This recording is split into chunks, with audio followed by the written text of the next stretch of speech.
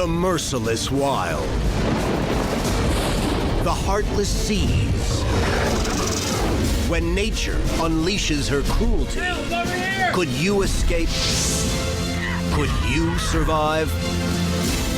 These are the true stories of outdoorsmen confronted by death, armed with raw courage and a will to live. They are the ones who beat the odds and return from their own fight to survive. Best friends out for a day's fishing, then disaster. Marine 16, Mayday. Come on, bro. You gotta get off this thing, it's going down. Plunging into a watery hell. Just intensely cold. They brave 2 days in frigid waters that should kill them in hours. We need to get somewhere. Hypothermia is gonna kill you and me both. Okay. As body temperatures plummet, they face the ultimate decision. Jesus, give me the strength. This was probably the hardest decision I'd ever made in my life. Might be able to catch up on some redfish. Oh, that'd be good. The second day of spring, 2012. Best friends Ed Cohen and Ken Henderson set out for 2 days of Texas Gulf fishing on Ken's Sport Fisher. Their friendship and will to live will soon be tested by disaster and tragedy. Ed was the best friend you could really ever have. My wife would always call him her other husband, you know, because she's known him, you know, for, I guess, about 15 years now, as long as she's known me. It didn't matter if they were hunting, fishing, vacationing, just getting on the motorcycles and taking off. They were just inseparable. We've made hunting trips to South Texas, fished in a spring-fed lake, and caught just tons and tons of largemouth bass, just catch and release, just having a good old time. We've been on ram hunts together. He's a fairly good shot, too. In fact, he killed his ram with a .45 automatic pistol. Today, they've plotted a course to one of their favorite fishing spots, the oil rigs off Matagorda, Texas.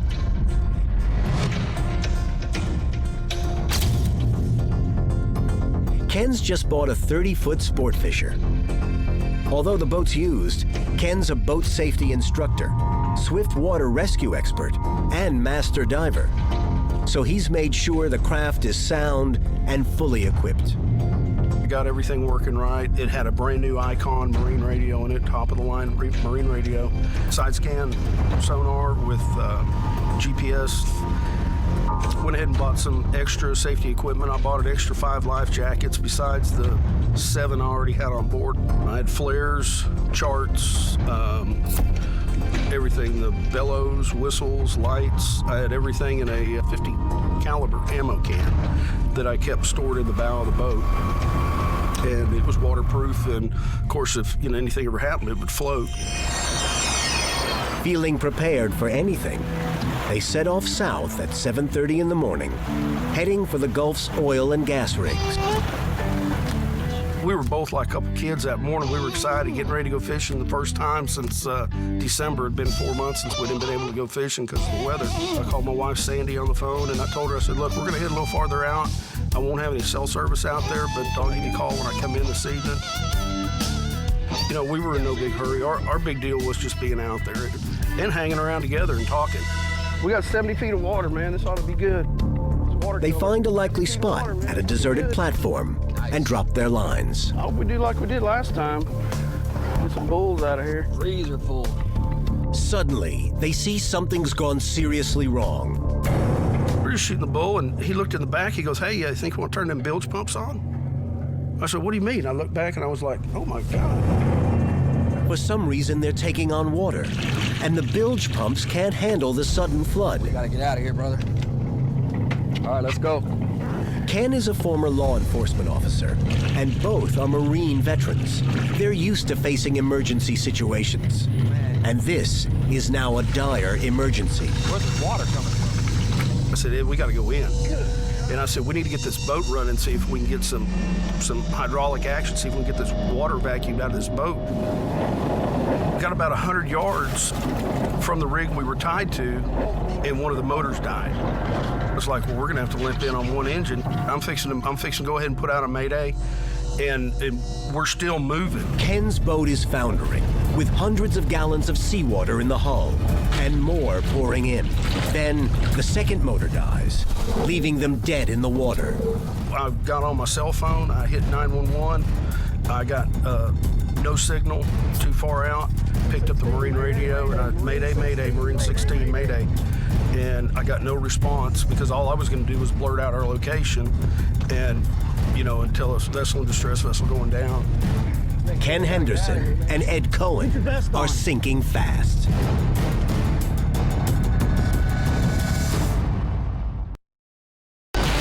Mayday, Mayday, Marine 16, Mayday. An offshore catastrophe leaves fishing buddies Ken Henderson and Ed Cohen scrambling in what would become an epic fight for survival. I said, get the life jackets out. I put it on, buckled it one time. Mayday, Mayday, vessel in distress. We're going down. I'm still hollering on a radio for help. Come on, brother. It's going down. Come on, brother. We got... The boat is listing badly to starboard, and water is rushing over the transom. And Ed said, we gotta go, we gotta get off this thing. It's going down, it's gonna roll over. Go! I said, go, get in the water. So he jumped in. I was standing on the driver's seat. I let go, and just as I let go, the boat kind of violently popped straight up and threw me off.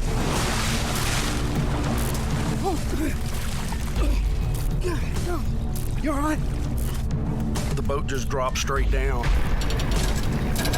There was about 8 feet of the bow sticking out. We both kind of looked at each other in amazement. We were just like, what just happened? This boat just sunk from underneath us in 5 minutes. From the first time I looked at my watch until we were in the water was less than 5 minutes. We didn't have time to react. As soon as that water hit you in the head, see spots, and it was just intensely cold. Ken's instincts tell him the abandoned rig is their best bet for a safe haven. And I started to swim, and I looked back, and Ed wasn't coming, and I had got about 100 yards from him, and I was like, no, I'm not going if he's not going. The vital emergency gear Ken had so conscientiously packed onto the boat is now trapped inside it and beyond their reach. When it went down, it took everything with it. When the boat turned up, it all floated up inside the cabin. So we didn't have our flares, we didn't have our whistles, our horns, our flashlight. That was everything we needed to get rescued with. Adrift in a hostile sea, Ken and Ed only have life jackets and a half-filled bottle of Diet Cola. The relentless current is sweeping them away from the oil rig. As a master diver trained in survival techniques, Ken straps himself to Ed and puts more life jackets on them for added flotation. And I actually put it over his head and put it on over the top of his other one. I said, is that better, keeping your head up out of the water? Does that make you feel better? Oh, much better. Okay. They are potentially just hours away from unconsciousness and death in the frigid Gulf waters, when they sight a glimmer of hope in the shape of another oil rig in the distance. Ken wants them to swim towards the rig. And he said, no, I think we need to save our energy. I said, we need to get somewhere hypothermia is gonna kill you and me both. He says, no, somebody will come along, they'll get it. I said, okay, all right, we'll hang tight.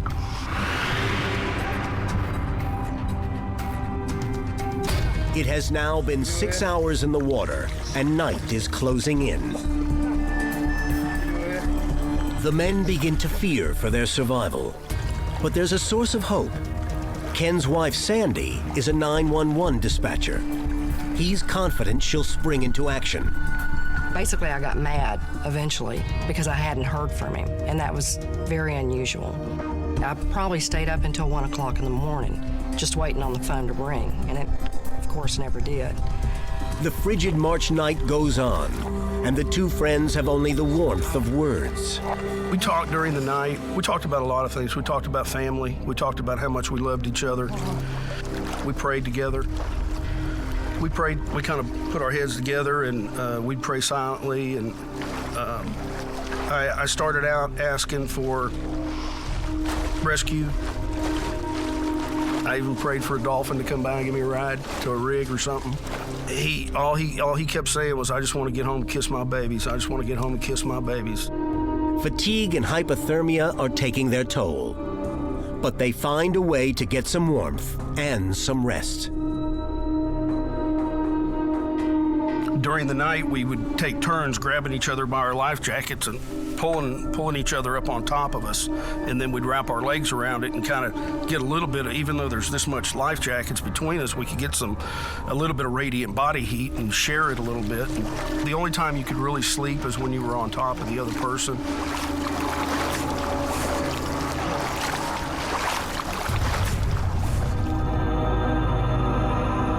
The next morning, you couldn't even work up a spit. It was getting hard to talk.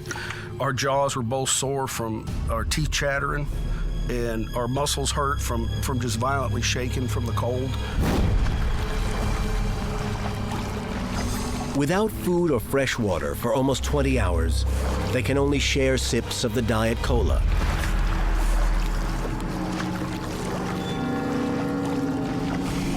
Now, the sign of advancing hypothermia. Ed begins to hallucinate. I looked over and he pulled out a big lighter and said, "What are you gonna do? Light a signal flare or something?" I said, "No, I'm gonna light this cigarette." He said, "I got one dry cigarette." I said, "Where?" He was right here in my mouth. I said, "Brother, you ain't got a cigarette in your mouth." And he reaches up and and you could just see the disappointment roll over his face because he was like, "Man, I'm hallucinating." The two men's torments stretch into the afternoon of the second day, and after 24 hours in the sea, Ken begins to hallucinate too. Ken and Ed are swiftly sinking into delirium, despair, and certain death. Mayday, Marine 16, Mayday! 27 hours ago, Ken Henderson and Ed Cohen's sport fishing boat slid beneath the waters of the Texas Gulf. The ocean temperatures are dragging them mercilessly into hypothermia. Then, a glimmer of hope. A helicopter passes overhead. It's heading for a gas rig only miles away. I realized that we were drifting by the rig, kind of catty corner, and if we swam across current, we might be able to, let the current slingshot us into the rig. Ken encourages his friend to swim towards the rig, but Ed's body is failing. He was mumbling and shaking, and we'd be having a conversation. He'd close his eyes, and I'd kind of shake him, and he'd wake up. "What? I'm listening. Ken feels it's urgent that they swim to the rig. Ed, who's now critically hypothermic, doesn't have the strength. Ken unclips the tether that attaches them. I said, "Ed, you're gonna have to help me here." He says, I can't do it anymore. I just can't do it. I can't move. I can't do anything." Ken doesn't want to leave his friend, but he makes the ultimate survival decision. And I said, "All right." I said, "Look, here's the deal." I said, "I'm gonna have to go for help. I'm gonna have to try to make that rig."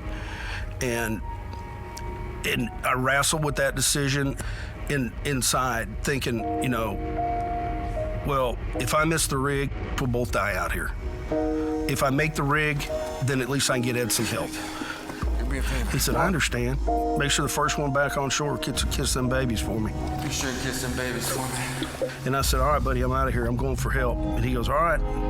I said, "I'll see you in a little bit. I will see you in a little bit." And I shook him and told him that. I love you, brother. All right. I took off and I started to swim for that rig, and I started to, cry a little bit, knowing that this was probably the hardest decision I'd ever made in my life, is leaving my best friend of 20-something years alone, not leaving him out there to perish in the ocean, but leaving him alone in the ocean.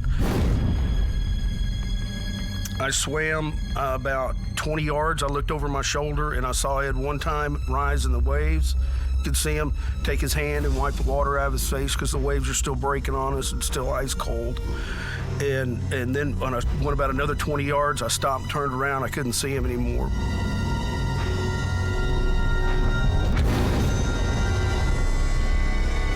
Ken swims as hard as he can, knowing that 2 lives now ride on him.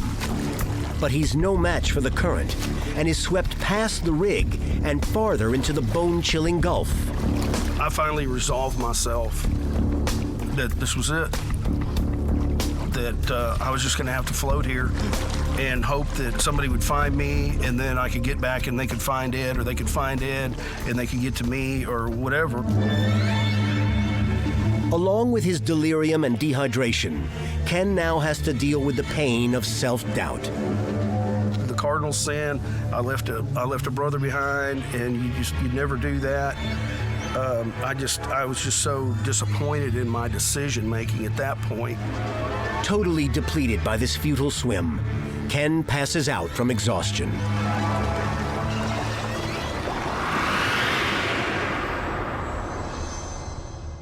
When Ken awakens from semi-coma, it is night. He's survived 30 hours in Gulf waters that should have killed him a day ago. Exhausted and delirious, Ken can barely believe it when he sees a shining light of hope. When I rose up, I saw a lit rig in the distance up there, and I guessed it to be about 4 or 5 miles away. And I followed up to a star, and I said, okay, that star right there. So I started swimming. I stopped for a few minutes when the cramps in my legs and my arms got so bad. And I stopped and prayed. I prayed for the strength. That's all I wanted. I said, Lord, just give me the strength to get Ed help. And I said, you know, I'm not asking for much. I just give me a foot in the backside to keep going. I can't give up. I can't quit. Ken's hypothermia has reached a critical stage, and time is running out. For 7 more hours, he struggles towards the rig, praying for his life and the survival of his best friend.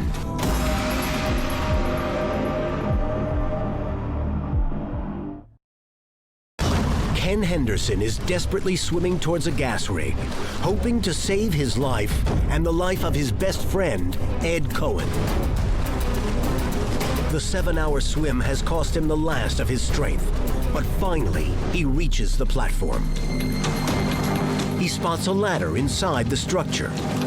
I pulled with all my strength and got my legs up on the bottom rung, but when I stood up, it was like I wasn't standing up. It was weird. I couldn't feel my legs very well. He climbs aboard and wanders into the rig's galley. The crew is asleep, but Ken finds food, water, and miraculously a telephone. Turned around and looked, and there was a cordless phone on a charger. And I was like, no, I'm hallucinating. There's no cordless phone on an oil rig. I went over, picked it up, and got a dial tone, and I called my home phone number. Sandy answers, and it's a voice she's been desperate to hear. He was so hoarse that you couldn't hardly understand, anything that he had to say. And he said, I don't have but a minute, but I'm on an oil rig, and Ed is still out there. And he was telling me what rig number he was on. Sandy immediately phones the Coast Guard and gives them the platform's number. The Coast Guard fixes the location. Incredibly, Ken is 54 miles from where his boat went down. Ken tries to warm up and prays for good news about Ed. The next morning, he's transported to a Coast Guard station and aids in their search. Well, this is where we have you picked up at. You want to go over here? I was pointing at rigs on charts and everything else, and I heard the Marine 16 radio in the background, and I heard that somebody say that the fishermen had found what they believed to be Ed's body floating in the water.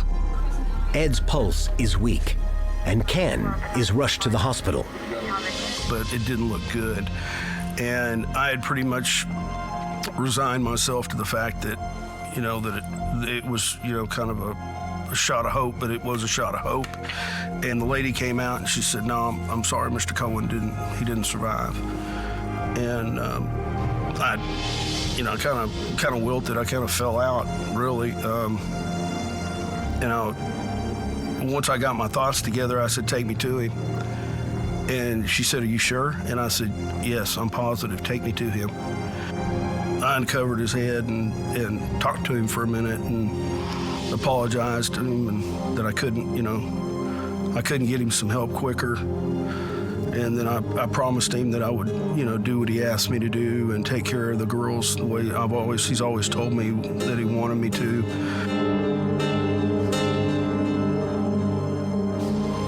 Ed is gone. The doctors now focus on Ken's condition and insist on immediate hospitalization. I got on the road and probably broke every speed limit between Conroe and Matagorda.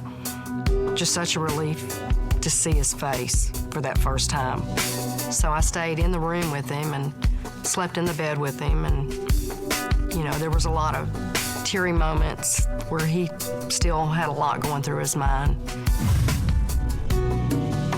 Everything that had gone on, it finally hit me, and I knew that I was going to have to go back and to explain to those 3 babies and 2 grandbabies that I took their daddy fishing and didn't bring him home. First one back.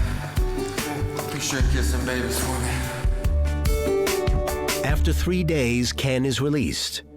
He knows there is one more thing to do for Ed. And then his phone rings. It was Ashley, the oldest daughter. Uncle Ken, are you home? I said, yes, baby, I'm home. Can we come see you? I said, I wouldn't keep you from it. All 3 of the girls, they all came over, and they were, when they saw me, they got upset and they were crying, and I gave them all. We all got in a big circle, and I hugged, and I told them, I said, I'm so sorry. I wish I could have, brought your daddy home, but. And Ashley's like, Daddy was doing what he loved to do with the person he loved to do it with, and he probably wouldn't have had it any other way. And I said, well, y'all line up. And they said, what for? I said, I made a promise to your daddy. And I lined all 3 of them up and gave them all a big kiss. I said, that's from your daddy. And I said, that was the last thing he told me.